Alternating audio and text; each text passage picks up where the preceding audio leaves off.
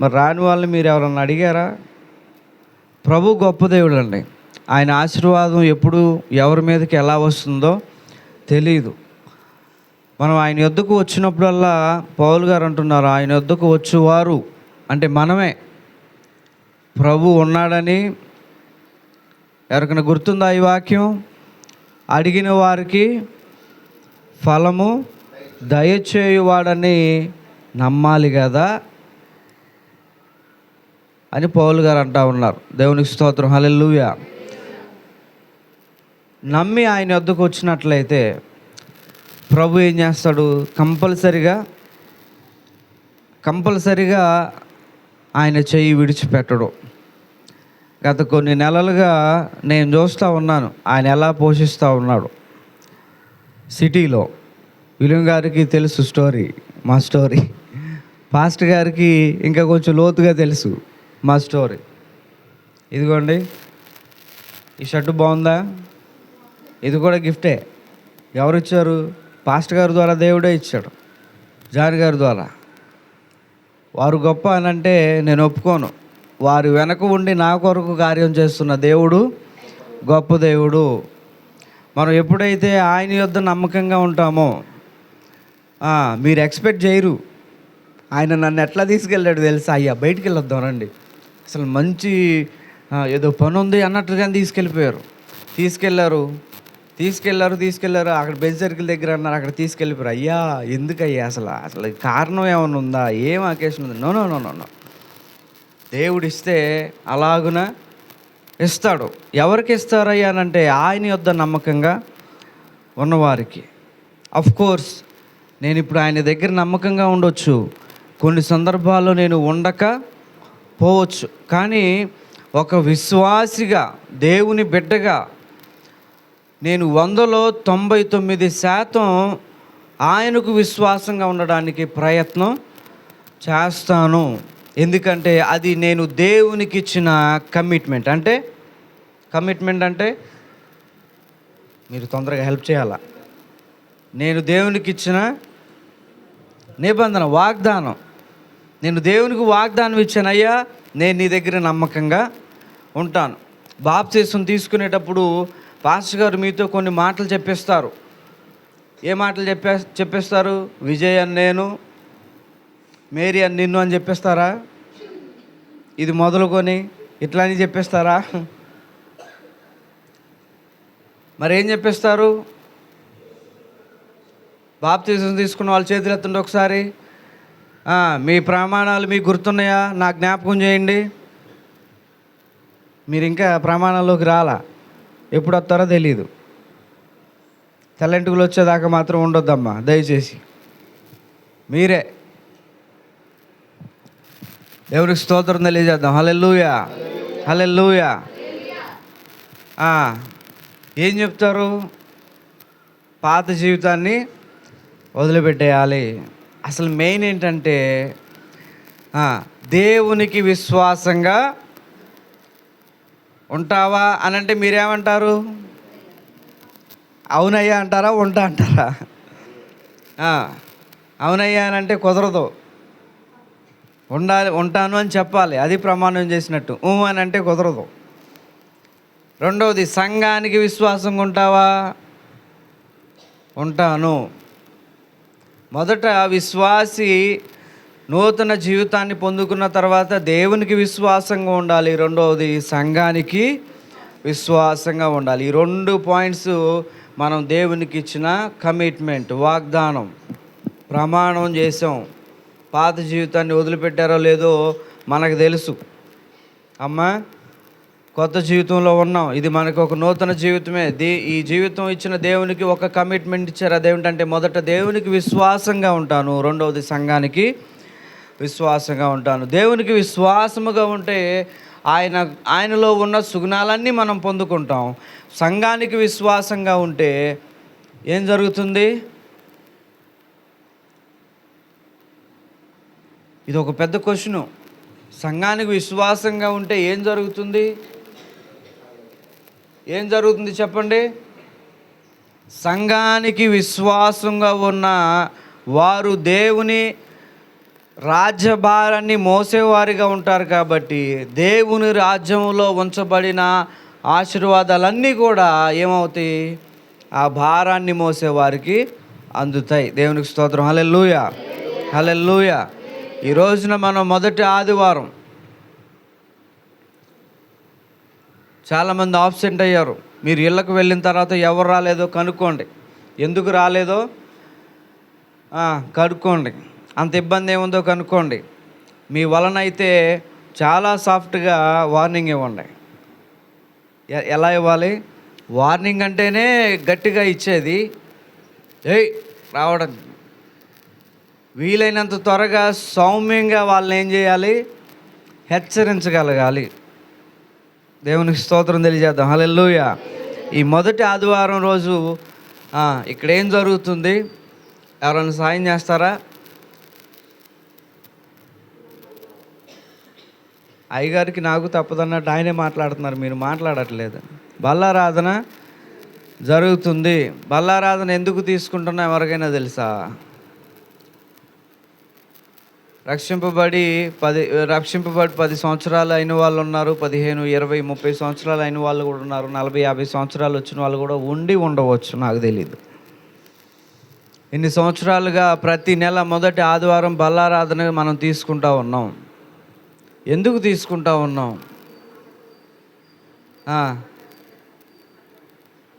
ఎందుకు తీసుకుంటా ఉన్నాం? ప్రభు ఇది ఒక కట్టడిగా మనకు ఎందుకు ఉంచారు?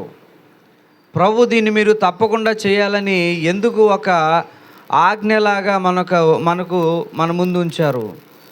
ప్రభు బలను సమీపించిన ప్రతిసారి ఒక వాక్యాన్ని మనం చదువుదాం. అది ఎక్కడుందో తెలుసా? ఏ కొరింథీయులకు రాసిన పత్రిక 8వ అధ్యాయం 8వ వచనం 23 నుండి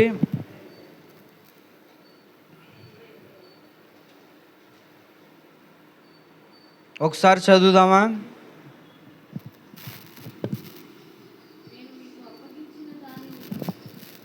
నేను మీకు అప్పగించిన దానిని ప్రభు వలన పొంది తిని. ప్రభు అయిన యేసు తాను అప్పగింపబడిన రాత్రి ఒక రొట్టెను ఎత్తుకొని కృతజ్ఞతాస్తుతులు. ఇక్కడ ఆగుదాం. పౌలు గారు అంటా ఉన్నారు, ఇది నేను చేస్తూ ఉన్నాను ఎందుకంటే ఇది నాకు ఎవరి ద్వారా వచ్చింది? ప్రభు ద్వారా వచ్చింది. ప్రభు బల్లారాధన. అయ్యగారు నాకు సమయం ఎంత ఉంది?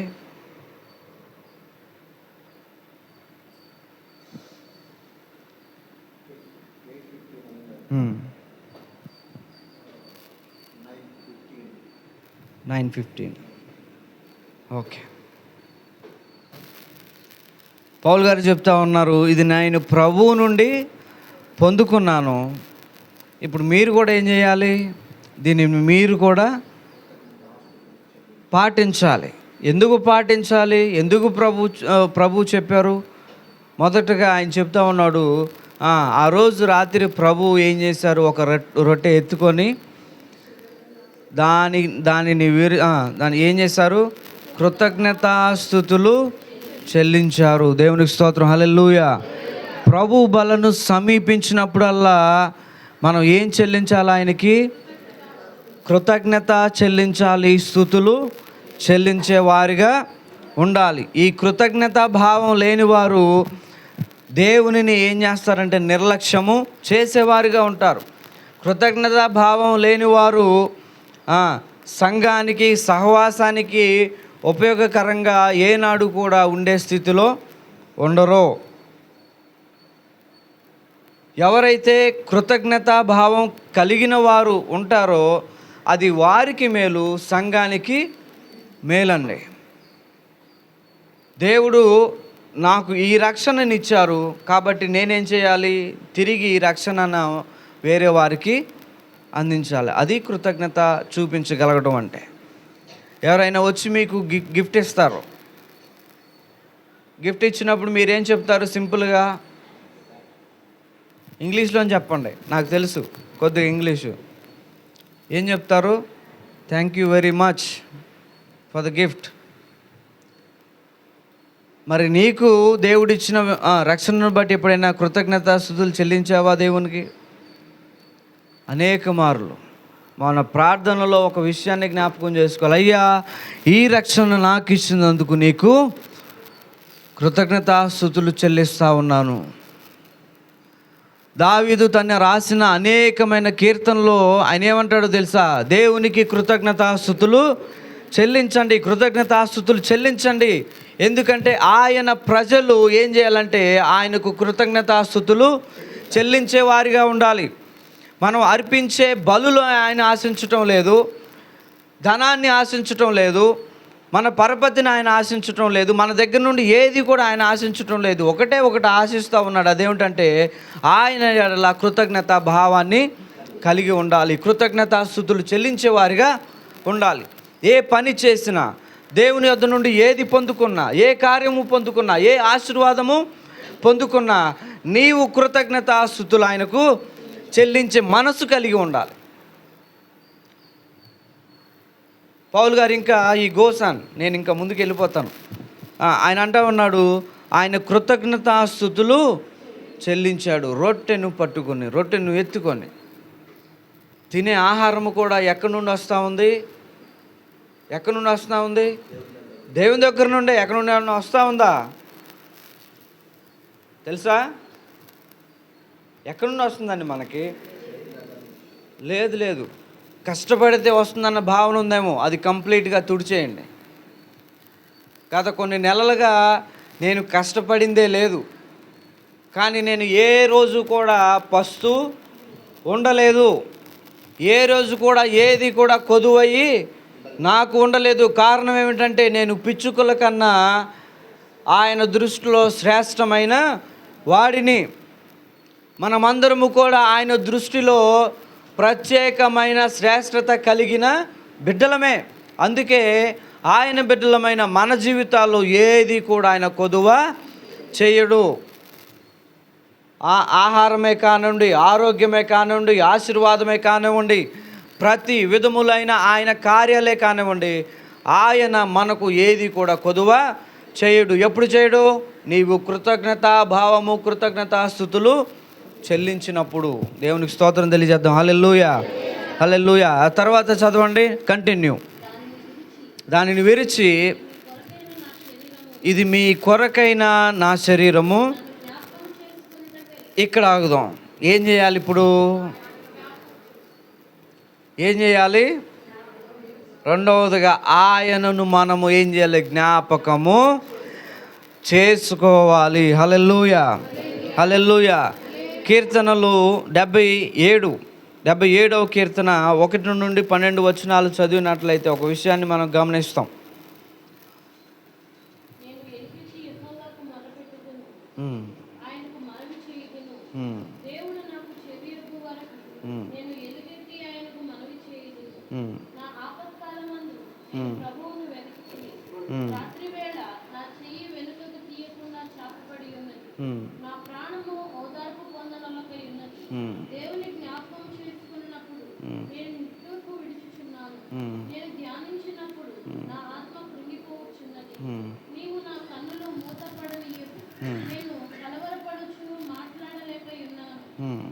తొల్లిటి దినములు పూర్వకాల సంవత్సరములను నేను మనసులకు తెచ్చుకుందును.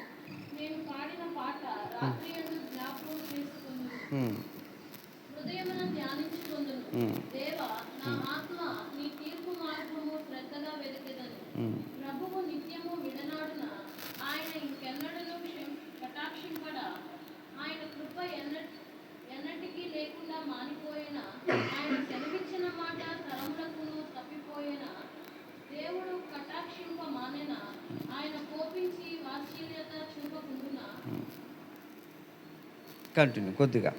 అందుకు నేను ఇలాగూ అనుకొనుచున్నాను, మహోన్నతుని దక్షిణ హస్తము మార్పు నందుదని అనుకొనుటకు నాకు కలిగిన శ్రమయే కారణము. యెహోవా చేసిన కార్యములను, పూర్వము జరిగిన నీ ఆశ్చర్య కార్యములను నేను మనస్సులకు తెచ్చుకుందును. నీ కార్యమంతయు నేను ధ్యానించుకుందును, నీ క్రియలను నేను ధ్యానించుకుందును. దేవా, నీ మార్గము పరిశుద్ధమైనది. దేవుని వంటి మహాదేవుడు చాలు గీత. దేవునికి స్తోత్రం. హల్లెలూయా. ఈ కీర్తన చదివినప్పుడు మీరు కొన్ని విషయాలను పాయింట్ చేయాలి. అదేమిటో తెలుసా? దావీదు అంటా ఉన్నాడు, ఇన్ని శ్రమల్లో కూడా నేనేం చేస్తాను, నేను దేవుణ్ణి జ్ఞాపకము చేసుకుంటాను. ఆయన ఎలాగునా కటాక్షింపకుండునా మర్చిపోవునా. ఆయన అంటా ఉన్నాడు, లేదు నా ఆపత్కాలమున నేను పాడిన గీతమును, రక్షణ సునాద గీతమును నేనేం చేస్తాను, జ్ఞాపకము చేసుకుందును. దేవునికి స్తోత్రం తెలియజేద్దాం. హల్లెలూయా, హల్లెలూయా. మనము జ్ఞాపకము చేసుకోవాలి. ఎవరిని జ్ఞాపకం చేసుకోవాలి? దేవునిని జ్ఞాపకము చేసుకోవాలి. ఎందుకని? ఆయన మనల్ని ఏం చేశాడు? రక్షించారు. ఈ నూతనమైన జీవితాన్ని మన కొరకు ఇచ్చారు. రాబోయే దినాల్లో కూడా ఒక నూతనమైన పేరుతో మన కొరకు ఆయన ఎక్కడ ఎదురు చూస్తూ ఉన్నారు?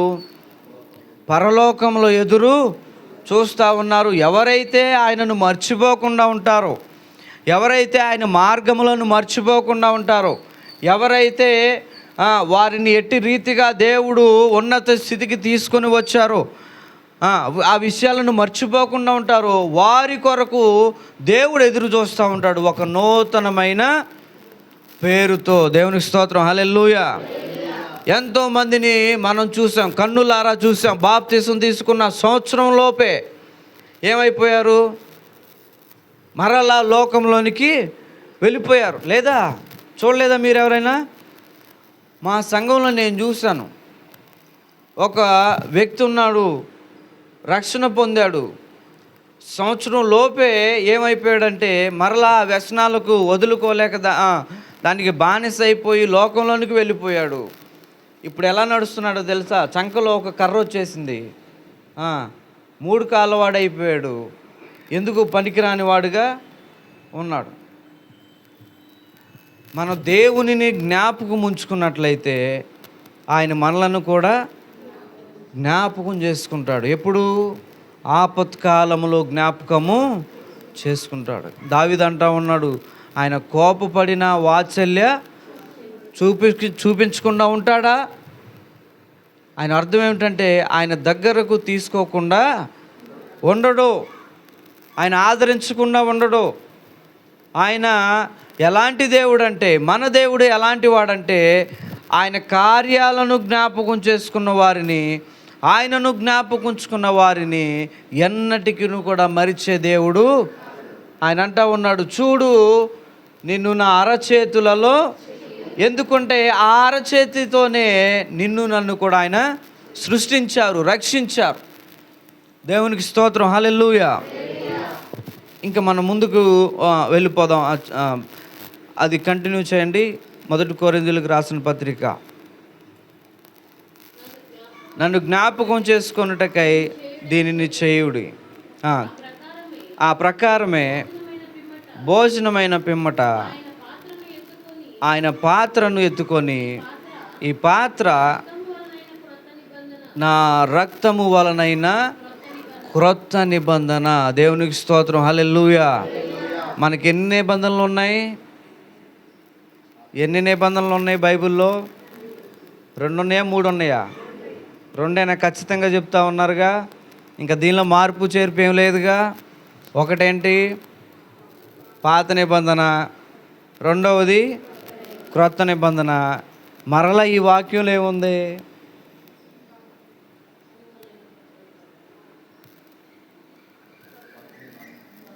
కొంచెం ముందుగా చదవండి. తర్వాత ఆయన రక్తము వలనైన క్రొత్త నిబంధన. యేసు రక్తమే జయం. దేవునికి స్తోత్రం. హల్లెలూయా, హల్లెలూయా. ఆయన రక్తం అనే వెలను చెల్లించి నిన్ను నన్ను ఆయన కొన్నారు. కృప మనకు ఉచితంగా ఆయన ఇచ్చారు. రక్షణ ఉచితంగా ఆయన మనకు ఇచ్చారు. కానీ ఆ కృప రక్షణ మనకు ఉచితంగా ఇవ్వడానికి ఆయన ఏం చెల్లించారో తెలుసా? ఏం చెల్లించారు? ఆయన రక్తాన్ని చెల్లించారు. కరెక్టేనా? నేను ఎవరికో ఒకరికి గిఫ్ట్ ఇవ్వాలనుకున్నా, ఏదో ఒక చిన్న సర్ప్రైజ్ బాక్స్ అనుకోండి, లేకపోతే ఒక చిన్న కేక్ అనుకోండి. ఇప్పుడు ఆ కేక్ ముక్క మీకు ఇవ్వాలంటే నేనేం చేయాలి? నేను వెళ్ళాలి. ఎక్కడికి వెళ్ళాలి? బేకరీకి వెళ్ళాలి. బేకరీకి వెళ్ళి ఒక కేక్ ముక్క ఇవ్వాలి అంటే ఆడిస్తాడా? ఇవ్వడు. ఒకవేళ ఇచ్చినా నీ ఎంక చూస్తూ ఉంటాడు. ఎందుకు చూస్తాడు? చూస్తాడు. ఇసుకు రాగానే ఏం చేస్తాడు? నీ చేతుది లాక్కుంటాడు, మళ్ళీ అక్కడ పెట్టేస్తాడు. ఇక ఏమంటాడంటే ఒక బోర్డు చూపిస్తాడు, ఇక్కడ అప్పు ఇవ్వబడదా, అడగరాదా, ఏదో ఒకటి. అది నేను మీకు ఇవ్వగలగాలి అని అంటే నేను దాని కొరకు ధర చెయ్యాలి, ధర వెచ్చించాలి, ధర చెల్లించాలి. దేవునికి స్తోత్రం. హల్లెలూయా, హల్లెలూయా. అనేక మారులు కార్యం ఎందుకు జరగదో తెలుసా? మనం వెచ్చించే స్థితిలో ఉండలేము. ఏం వెచ్చించాలి?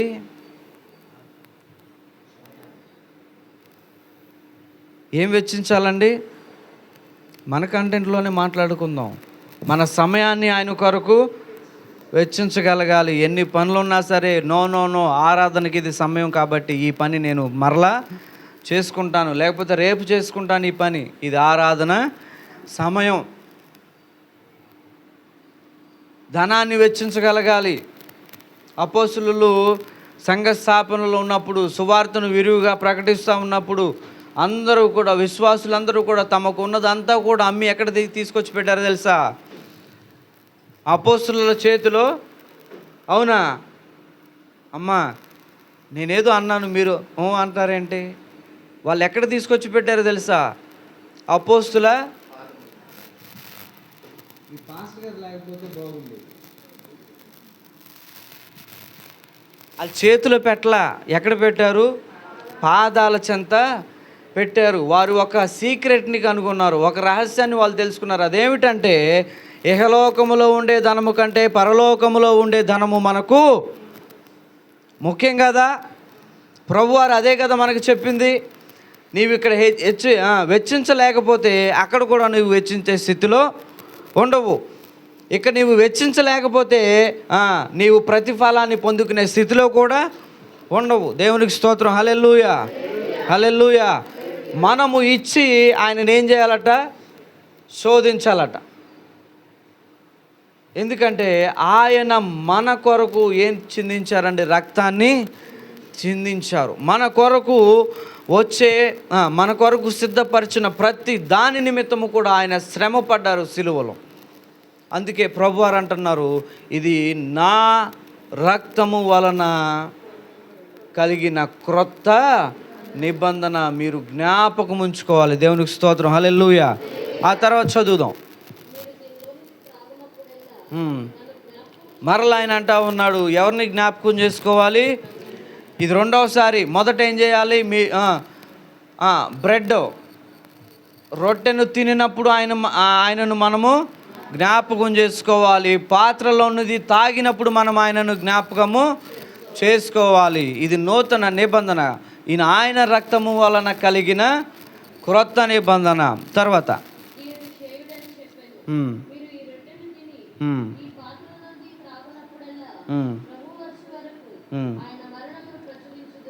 దేవునికి స్తోత్రం. హల్లెలూయా. ఇంకా కొన్ని పాయింట్స్ ఉన్నాయి. Maybe I will conclude this. దీంతో నేను ముగించాలని ఆశపడతా ఉన్నాను. ఆయన అంటా ఉన్నాడు, ఇది మీరు ఏం చేయాలి?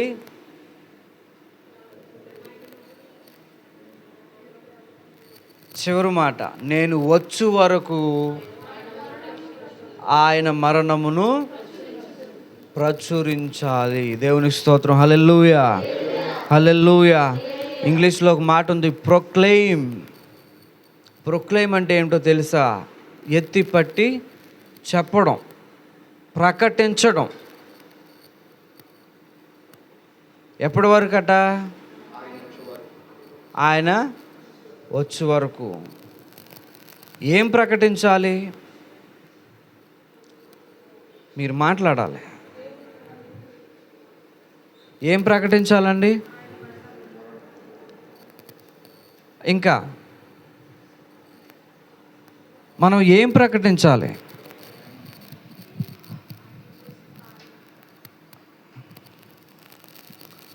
చూడండి ఎన్ని మంచి మంచి పాయింట్స్ మీరు చెప్తున్నారు. ఆయన మరణాన్ని ప్రకటించాలన్నారు, ఆయన కార్యాలని ప్రకటించాలన్నారు, ఇంకా దేవుణ్ణి ప్రకటించాలన్నారు. పాస్టర్ గారు ఇంకొక పాయింట్, ఆయన ప్రేమను ప్రకటించాలన్నారు. ఏం ప్రకటించాలి? ఒక విశ్వాసిగా, దేవుని జనాంగముగా, దేవుని బిడ్డగా మనం ఏం ప్రకటించాలి? ప్రభు బలను సమీపించినప్పుడల్లా చివరి మాటగా ఆయన అంటా ఉన్నాడు, మరలా నేను వచ్చే వరకు, ఆయన వచ్చు వరకు మీరేం చేయాలి? మరణమును ప్రచురించాలి. Proclaim his name. దేవునికి స్తోత్రం తెలియజేద్దాం. హల్లెలూయా, హల్లెలూయా. ఒక మాట మనం చదువుదాం. యోహాను రాసిన సువార్త 6వ అధ్యాయం 25వ వచనం మనం చదువుదాం.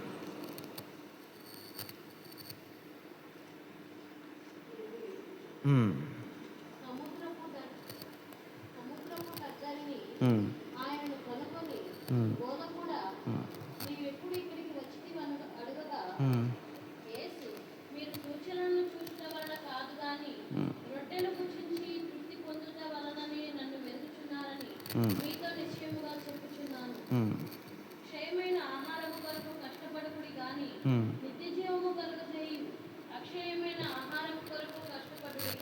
మనుష్య కుమారుడు దాన్ని మీకిచ్చును. ఇందుకై తండ్రి అయిన దేవుడు ఆయనకు ముద్ర వేసి ఉన్నాడని చెప్పెను. వారు, మేము దేవుని క్రియలు జరిగించుటకు ఏమి చేయవలనని ఆయన అడగగా, యేసు, ఆయన పంపిన వాని యందు మీరు విశ్వాసం ఉంచుటయే, ఆయన పంపిన వాని యందు మీరేం చేయాలి? విశ్వాసం ఉంచాలి. తర్వాత దేవుని క్రియ అని వారితో చెప్పెను. వారు, అట్లయితే మేము చూచి నీవు విశ్వసించుటకు నీవు ఏ సూచకక్రియ చేయుచున్నావు, ఏమి జరిగించుచున్నావు, భుజించుటకు పరలోకము నుండి ఆయన ఆహారము వారికి అనుగ్రహించెను అని వ్రాయబడినట్టు మన పితరులు అరణ్యములో మన్నాను భుజించిరని ఆయనతో చెప్పిరి. కాబట్టి యేసు, పరలోకము నుండి వచ్చు ఆహారము మోషే మీకు ఇయ్యలేదా? నా తండ్రియే పరలోకము నుండి వచ్చు నిజమైన ఆహారము మీకు అనుగ్రహించుచున్నాడు. పరలోకము నుండి దిగి వచ్చి లోకమునకు జీవమునిచ్చినది దేవుడు అనుగ్రహించు ఆహారమై ఉన్నదని మీతో నిశ్చయముగా చెప్పుచున్నానని వారితో చెప్పెను. కావున వారు, ప్రభువా, ఈ ఆహారము ఎల్లప్పుడూ మాకు అనుగ్రహించుమనిరి. అందుకు యేసు వారితో ఇట్లనెను, జీవాహారము నేనే. నా యొద్దకు వచ్చువాడు ఏమాత్రమును ఆకలి కొనడు, నా యందు విశ్వాసముంచువాడు ఎప్పుడునూ దప్పికొనడు. మీరు నన్ను చూచి ఉండి విశ్వసింపకయున్నారని మీతో చెప్పితిని. తండ్రి నాకు అనుగ్రహించు వారందరూ నా యొద్దకు వత్తురు. నా యొద్దకు వచ్చు వానిని నేనెంత మాత్రమును బయటకు త్రోసివేయను. ఇంకా నా ఇష్టమును నెరవేర్చుకొనుటకు నేను రాలేదు, నన్ను పంపువాని చిత్తము నెరవేర్చుట కొరకు పరలోకము నుండి దిగి వచ్చితిని. దేవునికి స్తోత్రం. హల్లెలూయా, హల్లెలూయా. ఇంకా కొంత వాక్యం ఉంది, అది మీరు ఇంటికి వెళ్ళిన తర్వాత చదవండి. ప్రభువారు పరలోకము గూర్చిన సువార్తను ప్రకటిస్తూ, పరలోకము గూర్చిన సువార్తను ఆయన ప్రకటిస్తూ ఒక మాట అన్నారు. అదేమిటంటే, నన్ను పంపిన తండ్రి చిత్తాన్ని ఏం చేయాలి? నెరవేర్చడం. దేవునికి స్తోత్రం. హల్లెలూయా, హల్లెలూయా. ప్రొక్లెయిమ్, ఏం ప్రకటించాలంటే పరలోకమును గూర్చిన సువార్తను మనం ఏం చేయాలి? ప్రకటించే వారిగా ఉండాలి. దేవునికి స్తోత్రం. హల్లెలూయా. మనము ఆయన రొట్టె ద్రాక్షారసము స్వీకరించినప్పుడు, మరొక మాటలో ఆయన దేహమును, ఆయన రక్తమును మనం స్వీకరిస్తూ ఉన్నప్పుడు ఆయన మనలో ఏమైపోయారు? ఒక భాగము అయిపోయారు. మీకు ఒక స్టోరీ చెప్పనా? మనం తరచూ వింటూ ఉంటాం. ఒక అతనికి గుండె ఆపరేషన్ జరుగుతూ ఉంది. గుండె రావాలి, గుండె లేదు, రాలేదు. అక్కడే ఏముంది? ఒక పంది ఉంది. ఏం చేశారు? ఆ పంది గుండె తీసుకెళ్ళి ఆయనకి పెట్టారంట. ఆయన లేచిన తర్వాత ఎలా బిహేవ్ చేశాడంట? పందిలాగానే బిహేవ్ చేసి. ఎందుకని? వాళ్ళు ఉన్న హృదయం ఎలాంటిది? పంది కాబట్టి. ఒక్కొక్కసారి మనం కూడా అనవసరమైన మాటలు మాట్లాడుతూ ఉంటాం, అనవసరమైన స్థలాల్లో ఉంటాం, మనకు తగని ప్రదేశాల్లో ఉంటాం, వారితో ఉంటాం. అప్పుడు మనలో ఏ హృదయం ఉన్నట్లు? అక్కడ ఉన్నవారి హృదయం మనలో ఉన్నట్లే కదా. ఒకవేళ అనుకుందాం, నాది ఏ పాజిటివ్ బ్లడ్, ఇప్పుడు నేను బ్రతకాలి అని అంటే నాకు ఏ బ్లడ్ కావాలి? అట్లా కాదు, నేను ఒప్పుకోను, తక్కువగా వస్తుంది, లేకపోతే నా రక్తం కన్నా రక్తం ఇంకా ఎర్రగా ఉంది, ఆరోగ్యంగా ఉన్నవాడు ఇచ్చాడని బి పాజిటివ్ ఎక్కించుకున్నాను అనుకోండి, ఏమవుద్దో తెలుసా? ఎక్కించిన మరుక్షణమే ఇక డైరెక్ట్ పరలోకమే. ఇదంతా అనవసరం. డైరెక్ట్ టికెట్ కొట్టేసినట్టే, ఉచిత బస్సు ప్రయాణం లాగా. ఇంకా ఎక్కడికి ఏంటని అడగక్కర్లా, కార్డు చూడటం, కొట్టడం ఇలాంటిదే. ఆ బ్లడ్ నాలోకి రాగానే నా రక్తం ఏమైపోతుంది? గట్టిపోతుంది. దేవునికి స్తోత్రం. హల్లెలూయా, హల్లెలూయా. జ్ఞాపకం ఉంచుకోవాలి, మనలో ఎవరు పాలుభాగస్తులై ఉన్నారు? ప్రభువు పాలుభాగస్తులై ఉన్నారు. ఆయన బలను సమీపించినప్పుడల్లా మనం ఒక విషయాన్ని జ్ఞాపకం ఉంచుకోవాలి, ఆయన రక్తము మాంసము నేను స్వీకరిస్తూ ఉన్నాను, ఆయన నాలో ఉన్నారు, జీవిస్తూ ఉన్నారు. కాబట్టి ఆయన తండ్రి చిత్తాన్ని ఏ విధంగా నెరవేర్చారో ఆ చిత్తాన్ని నేను కూడా నెరవేర్చగలిగేవానిగా ఉండాలి. దేవునికి స్తోత్రం. ఆ చిత్తం ఏమిటయ్యా అంటే, చిత్తం ఏంటో తెలుసా? తండ్రి చిత్తం ఏమిటో తెలుసా? ఏ ఒక్కరు కూడా నశించిపోవడం ఆయనకు ఇష్టము లేదు. అందుకనే ఆయన కుమారుణ్ణి ఈ లోకానికి పంపించారు. చెప్పారు కదా ప్రభువారు, నేను పరలోకము నుండి దిగి వచ్చి తిని అని ఆయన అంటూ ఉన్నారు. పరలోకంలో ఉన్న ప్రతి విధములైన ఆశీర్వాదాలు మన కొరకు ఆయన తీసుకొని వచ్చారు. దేవునికి స్తోత్రం తెలియజేద్దాం. హల్లెలూయా, హల్లెలూయా.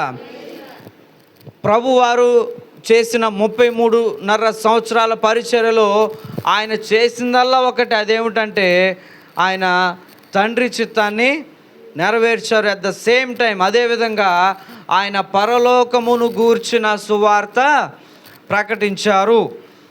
మరి ఆయన రక్తమాంసాలు భుజిస్తున్న మన నుండి ఆయన ఏమి కోరుకుంటున్నారో తెలుసా? తండ్రి చిత్తాన్ని, పరలోకపు గూర్చిన వార్తను మనం కూడా ప్రకటించే వారిగా ఉండాలి. దేవునికి స్తోత్రం. ఎంతమంది మనలో సువార్తను ప్రకటిస్తూ ఉన్నాం? ఇది విశ్వాసులు చేసే పనే. ఒకవేళ పాస్టర్ గారు చేసే పననే అపోహ ఉండొచ్చు. లేదు. ప్రభు వారిని స్వీకరించిన వారు ప్రతి ఒక్కరూ కూడా చేయాల్సిన ప్రథమంగా చేయాల్సిన పనే ఇది. అదేమిటంటే ఆయన వార్తను ప్రకటించాలి. ఏ విధంగా ప్రకటిస్తావు? నీ సాక్ష్యాన్ని చెప్పి ప్రకటించవచ్చు. నీ స్థితిగతుల నుండి దేవుడు ఎలాగున రక్షించాడో చెప్పి ప్రకటించవచ్చు. లేకపోతే నీవు చూసిన విన్న గొప్ప గొప్ప సాక్ష్యాలను ఉదహరించి సువార్త ప్రకటించవచ్చు. అవునంటారా కాదంటారా? మరి ఏనాడన్నా చేశామా? కొన్ని సందర్భాల్లో తోటి రక్త సంబంధులకే సువార్త ప్రకటించలేని స్థితిలో మనము. కానీ దేవుని బలను సమీపిస్తూ ఉన్నప్పుడు ఆయన అంటా ఉన్నాడు, మరలా ఆయన వచ్చే వరకు మీరు ఏం చేయాలి? మీరు ఏం చేయాలమ్మా? ఆయన మరణమును ప్రచురించే వారిగా ఉండాలి. దేవునికి స్తోత్రం. హల్లెలూయా. ఏం ప్రచురిస్తూ ఉన్నాం మనం? ఏం చెప్తా ఉన్నాం? బంధువులకి, రక్త సంబంధులకి, లేకపోతే ఇంట్లో ఉన్న వారికి, తెలిసిన వారికి, ఇరుగు పొరుగు వారికి ఏం చెప్తా ఉన్నావు? నాకు అంతుంది, ఇంతుంది, నేను అది చేశాను, ఇది చేశాను, అది కాదు మనం చెప్పాల్సింది. ఇదిగో దేవుడు నా జీవితంలో పలానా టైంలో ఈ కార్యము చేశాడు, అందుకే నేను ఇలా ఉన్నా సజీవంగా. ఇదిగో దేవుడు నన్ను ఇలాగున రక్షించి ఆ పాపపు ఊబి నుండి నన్ను బయటకు తీసుకొని వచ్చారు. నేను ఇప్పుడు ఎలా ఉన్నాను? సంతోషముగా, సమాధానముగా ఉన్నాను. దేవుడు నాకు ఇచ్చాడు. ఈ లోకంలో ప్రతి వ్యక్తి కూడా కోరుకునేది ఏమిటంటే వారి జీవితాల్లో, కుటుంబంలో ఏముండాలి? శాంతి, సమాధానము, సంతోషం ఉండాలి. ఈ మూడు ఎవరు ఇవ్వగలరంటే నిన్ను నన్ను రక్షించిన దేవుడు మాత్రమే ఇవ్వగలడు. ఇంకెవరైనా ఇస్తారా? ఏమీ ఇవ్వలేవు. ధనం ఇవ్వలేదు, లేకపోతే అనేకమైన వేస్ ఉన్నాయి, దారులు ఉన్నాయి సంతోషంగా ఉండడానికి, కానీ అవి తాత్కాలికమే. ప్రభువారు ఇచ్చే శాంతి, సమాధానం, సంతోషం అవి ఎప్పటికీ కూడా మనలో నిలిచి ఉంటాయి. నేను హ్యాపీగానే ఉన్నా. కారణం ఏమిటి? నా వెనుక ఎవరున్నారు? దేవుడు ఉన్నాడు, నన్ను నడిపిస్తూ ఉన్నాడు. నేను ఖచ్చితంగా చెప్పగలను, విశ్వాసంగా నేను చెప్పగలను. దేవునికి స్తోత్రం తెలియజేద్దాం. హల్లెలూయా, హల్లెలూయా. ఆయన బలను సమీపిస్తున్న ప్రతిసారి మీరు ఏం జ్ఞాపకం ఉంచుకోవాలంటే, ఏం జ్ఞాపకం ఉంచుకోవాలి? నేను ఆయన మరణమును ప్రచురించేవానిగా ఉండాలి. ఆ మరణం వెనక స్టోరీ మనందరికీ తెలుసా తెలీదా? తెలీదంటే నేను అంటాను, pack your things and leave అంట ఇమ్మీడియట్లీ. ఏమంటాను? ఆయన ఎందుకు చనిపోయాడో మీరు చెప్పండి అని అంటే నాకు తెలియదయ్యా అన్నారనుకోండి, నీ పుస్తకాలు తీసుకో, బైబిల్ తీసుకో, ఇంకెప్పుడు కూడా ఇక్కడ కనిపించొద్దని ఖచ్చితంగా చెప్తా. మళ్ళా నువ్వు కనిపించాలంటే ఆ మరణం వెనక ఉన్న మొత్తం స్టోరీ ఏం చేయాలి? నువ్వు తెలుసుకోవాలి. మరి ఆ స్టోరీ తెలియక అనేక మంది ఏమైపోతూ ఉన్నారు? నశించిపోతూ ఉన్నారు. మరి ఎవరు చెప్తారు సువార్త? వారికి దేవుని గూర్చిన వార్త వారికి, రక్షణ గూర్చిన వార్త వారికి. దేవునికి స్తోత్రం తెలియజేద్దాం. హల్లెలూయా, హల్లెలూయా. ఇంకా అనేక విషయాలు ఉన్నాయి. మనం తర్వాత ఎపిసోడా ఏమంటారు దాన్ని, మనం తర్వాత ఇంకా దీనిలో నుండి మనం కొన్ని విషయాలను మనం నేర్చుకుందాం. హల్లెలూయా, హల్లెలూయా. ఆయన బలను సమీపించినప్పుడల్లా మనం ఏం జ్ఞాపకం ఉంచుకోవాలి? దేవునిని జ్ఞాపకం ఉంచుకోవాలి. ఆయన బలను సమీపించినప్పుడల్లా ఆయన రక్తము ద్వారా మనకు ఒక నిబంధన, నూతన నిబంధన మనకు ఇచ్చారని జ్ఞాపకం చేసుకోవాలి. ఆ నిబంధనలో నీవు నేను నిలవగలగాలి. ఆయన బలను సమీపించినప్పుడల్లా ఆయన మనతో ఉన్నాడని జ్ఞాపకము చేసుకోవాలి. ఆయన బలను సమీపించినప్పుడల్లా ఆయన నాలో పాలిభాగస్తురై ఉన్నారని జ్ఞాపకము చేసుకోవాలి. ఆయన బలను సమీపించినప్పుడల్లా ఆయన మరణ సువార్తను మనం ప్రచురించే వారిగా ఉండాలని మనం జ్ఞాపకం చేసుకోవాలి. హల్లెలూయా, హల్లెలూయా. వీటిలో ఏది మర్చిపోయినా, ఏది చేయకపోయినా, చివరి వచనాలు మనం ఉన్నాం, మనం చదువుతూ ఉంటాం. పాస్టర్ గారు చెప్తూ ఉంటారు 27వ వచనం నుండి,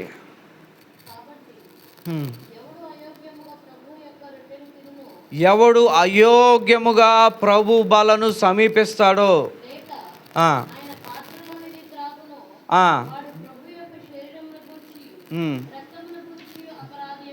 ఏమైపోతా ఉన్నారు? అపరాధి అవుతా ఉన్నారు. దేవుని స్తోత్రం, హల్లెలూయా. ఆయన బలను సమీపించినప్పుడు ఈ విషయాలు నువ్వు చేయకపోతే, ఈ విషయాలను నీవు అనుసరించకపోతే, జ్ఞాపకం ఉంచుకొనకపోతే ఆయన కను దృష్టిలో ఎలాంటి వారమండి? అపరాధము చేసిన వారమే అవుతాం. Don't be two smart. మరీ తెలివిగా ఉండొద్దు. ప్రార్థన చేస్తే క్షమిస్తాడని మా ఫ్రెండ్ చెప్తూ ఉంటాడు. No no no no. నీకు తెలుసు, తెలియకుండా ఉన్నామా? ఈ వార్నింగ్తో నేను ముగిస్తాను. మా ఫ్రెండ్ అన్నాడు, మాకు ఒక ఆర్గ్యుమెంట్ జరిగింది. అదేమిటంటే, if you pray he will forgive you, that is the rule అనే నాతో అన్నాడు. Yeah, that is the rule. Obviously అది రూలే. నేను అన్నాను, ఇప్పుడు నేను కొడతాను నిన్ను, విల్ యూ ఫర్గివ్ మీ అని అంటే, ఎస్ ఐ ఫర్గివ్ అన్నాడు. అంటే నాకన్నా తెలియగలవాడు. నేను కొడతాను, నువ్వు క్షమిస్తావు అంటే నేను క్షమిస్తాను అన్నాడు. నేనేం చేశాను, ఏం చేయాలో తెలియలా, కానీ వెంటనే ఏదో ఒకటి చేయాలిగా, గట్టిగా గిచ్చా అని గట్టిగా అరిచి ఏం చేశాడు తెలుసా? గట్టిగా నన్ను ఏం చేశాడు, పేకి చుట్టూ చెయ్యి పెట్టాడు. ఏమొచ్చింది నీకు? ఏమొచ్చింది? మరి క్షమాగుణం కలిగిన వాడికి ఏం రాకూడదు? సో నువ్వేం చేసావు? ఇప్పుడు ఏం చేసావు? నువ్వు అన్నది నువ్వు చేయలేదు. సో వాక్యం ఏం చెప్తుంది? మాట వినకపోవడమే బైబిల్ గ్రంథం, బైబిల్ భాషలో మాట్లాడండి. ఆజ్ఞ అతిక్రమమే, దేవుని మాట అతిక్రమమే పాపం. దేవునికి స్తోత్రం, హల్లెలూయా. ఇప్పుడు తెలిసి చేస్తే దానికి క్షమాపణ ఉంటుందానంటే నో, ఐ డోంట్ బిలీవ్. దేవుడు చూస్తూ ఉన్నాడు, ఆయన ఏం చేస్తూ ఉన్నాడు లెక్క కదా. తీర్పు దినాన ఏం చేస్తూ ఉన్నాడు, ఆయన ఒక గ్రంథాన్ని ఓపెన్ చేస్తారు. మనం ఏం చేయాలి, మనం దేవునికి లెక్క అప్పచెప్పాలి. ఆయన చెప్తా ఉన్నాడు, నీకు తెలీదా ఆ సమయంలో, లేకపోతే నీకు తెలియకుండానే చేసావా. దేవునికి స్తోత్రం, హల్లెలూయా. పాత నిబంధన గ్రంథం ఎలా ఉంటుంది అంటేనండి, ఇన్స్టెంట్ ఏమంటారు, పనిష్మెంట్ అనమాట. వెంటనే కొట్టేస్తుంది. ఎలా అంటే స్విచ్ చేసి ఉన్న సాకెట్లో ఏలు పెడితే ఎలా కొట్టుద్దో అలాగనమాట. నీవు పాపం చేసిన వెంటనే ఏముంది, పనిష్మెంట్ ఉంది. అది పాత నిబంధన. క్రొత్త నిబంధనలో ఏముంది, నీవు ఒకవేళ తెలియక చేస్తే దానికి ఏముంది, క్షమాపణ ఉంది. కానీ తెలిసి ఒకే తప్పు 10 సార్లు నువ్వు చేస్తూ ఉంటే దానికి క్షమాపణ, దాని గురించి నీవేం చేయాలి, లెక్క అప్పచెప్పాలి, జ్ఞాపకం ఉంచుకోవాలి. దేవునికి స్తోత్రం, హల్లెలూయా, హల్లెలూయా. మనము నిరపరాధులుగా దేవుని చేత ఎంచబడాలి అని అంటే ఆయన వాక్యములో ఉన్న ప్రతి విషయాన్ని మనం జ్ఞాపకము ఉంచుకోవాలి. ప్రతి విషయాన్ని కూడా అనుసరించే వారిగా ఉండాలి. ప్రతి విషయాన్ని వెరీ కేర్ఫుల్ వినండి, ప్రతి విషయాన్ని చేసేవారిగా ఉండాలి. పౌలు గారు అంటున్నారు, మీరు వినువారు వలె ఉండి మిమ్మల్ని మీరేం చేసుకోవద్దు, మోసము చేసుకోవద్దు. మిమ్మల్ని మీరు మోసం చేసుకోకూడదు. ప్రభు వాక్యం సెలవిస్తూ ఉంది. దేవునికి స్తోత్రం తెలియజేద్దాం, హల్లెలూయా. కాబట్టి ఎప్పుడైతే ప్రభు బలను సమీపిస్తామో ఈ విషయాలన్నీ చేయడానికి మనం ముందుకు రావాలి. ఆయన ముందు ఒక కమిట్మెంట్ తీసుకోవాలి. అయ్యా, నేను బలను సమీపిస్తూ ఉన్నాను, ఏ అయోగ్యత అయితే నాలో ఉన్నదో దాన్ని దయచేసి క్షమించు, నా జీవితంలో నుండి ఆ భాగాన్ని తీసివేయి. నీ వాక్యంలో ఉన్న విషయాలన్నీ కూడా నేను గుర్తు పెట్టుకునేవానిలాగా, వాటిని అనుసరించేవానిలాగా, మూడోది వాటిని చేసేవానిలాగా ఉండడానికి అటు హృదయాన్ని నాకు దయచేయని ప్రార్థన మనం చేద్దాం. రాబోయే దినాల్లో మన ద్వారా దేవుడు అనేక కార్యాలు జరిపించునుగాక, హల్లెలూయా. ప్రార్థన చేసుకుందాం. దయచేసి అందరూ మోకరించినట్లయితే